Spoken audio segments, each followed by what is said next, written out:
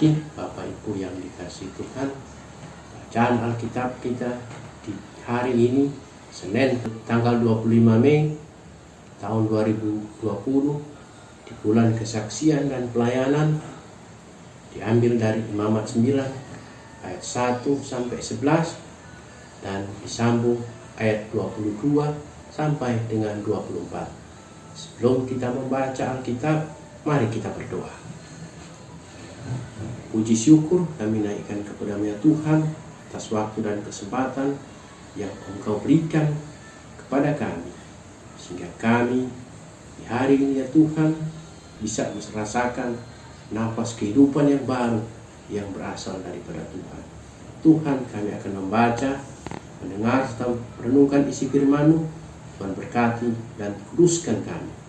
Dalam nama Tuhan kami Yesus Kristus. Haleluya. Amin. Imamat 9 ayat 1 sampai 11 sambung dengan ayat 22 sampai 24 berbunyi demikian. Para imam menerima jabatannya. Pada hari yang ke-8 Musa memanggil Harun serta anak-anaknya dan para tua-tua Israel. Lalu berkatalah ia kepada Harun, ambillah bagimu sendiri seekor lembu muda untuk korban penghapus dosa dan seekor domba jantan untuk korban bakaran. Kedua-duanya tidak bercela. Kemudian persembahkanlah itu di hadapan Tuhan.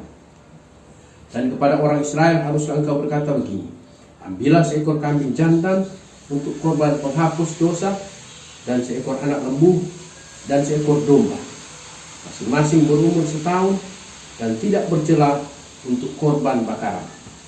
Dan lagi seekor lembu, seekor domba jantan untuk korban keselamatan, supaya dikorbankan di hadapan Tuhan dan korban sajian yang diolah dengan minyak.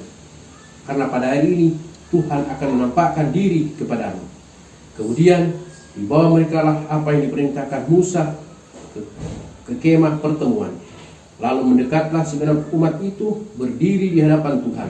Kata Musa, inilah firman yang diperintahkan Tuhan kamu perbuat, agar kemuliaan Tuhan tampak kepadamu.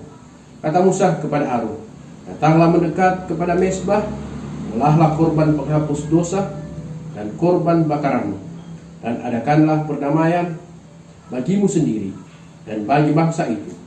Sesudah itu olahlah persembahan bangsa itu dan adakanlah pendamaian bagi mereka seperti yang diperintahkan Tuhan. Maka mendekatlah Harun kepada mezbah dan disembelihnyalah anak lembu yang akan menjadi korban penghapus dosa baginya sendiri.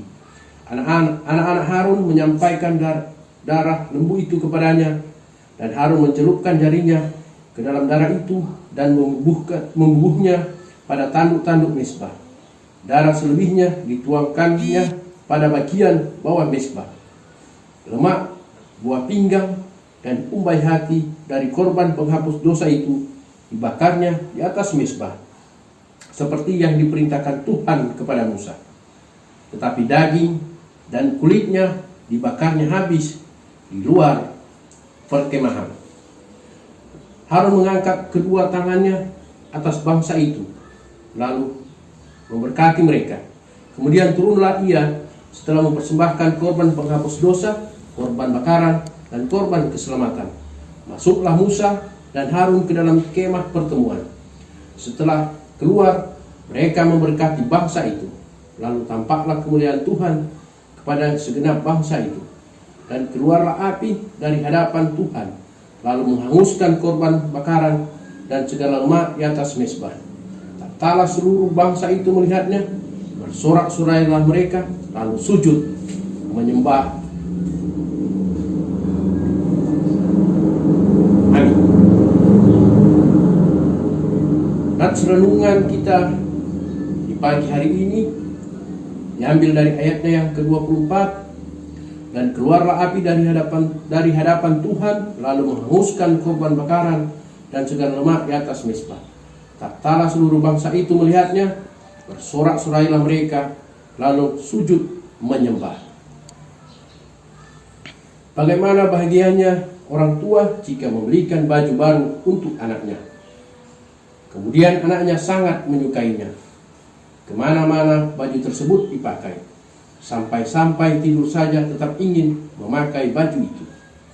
Mungkin rasanya seperti cinta yang tidak bertepuk sebelah tangan. Bisa memberikan yang disukai anak itu kebahagiaan orang tua. Tetapi coba jika yang terjadi adalah sebaliknya. Sebab sang anak tidak suka, kemudian bersungut-sungut saja, diminta memakai pakaian itu, tetapi malah marah.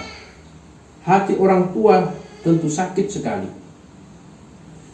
Kita semua manusia bukanlah Tuhan Allah yang selalu mengerti apa yang terbaik untuk orang lain. Kita saja kadang tidak mengerti apa yang terbaik untuk kita sendiri, apalagi mengerti hati orang lain. Kita tidak bisa membaca hati orang lain. Kita bisa mengartikan dan menebak-nebak, tetapi kita tidak yakin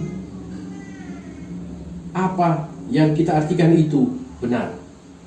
Bangsa Israel pada bacaan ini diceritakan mengadakan upacara korban penghapusan dosa, korban bakaran, dan korban keselamatan, dan korban sajian. Tentu orang-orang Israel tidak yakin mengerti apakah Tuhan Allah akan menerima korbannya. Tetapi semua dilakukan dengan tulus dan memberikan yang terbaik yang diperintahkan Musa dan Harun. Dan di akhir cerita, Tuhan menerima semua korban itu. Kita bisa mengerti bagaimana bahagianya orang Israel. Semua bersorak-sorai dan menyembah.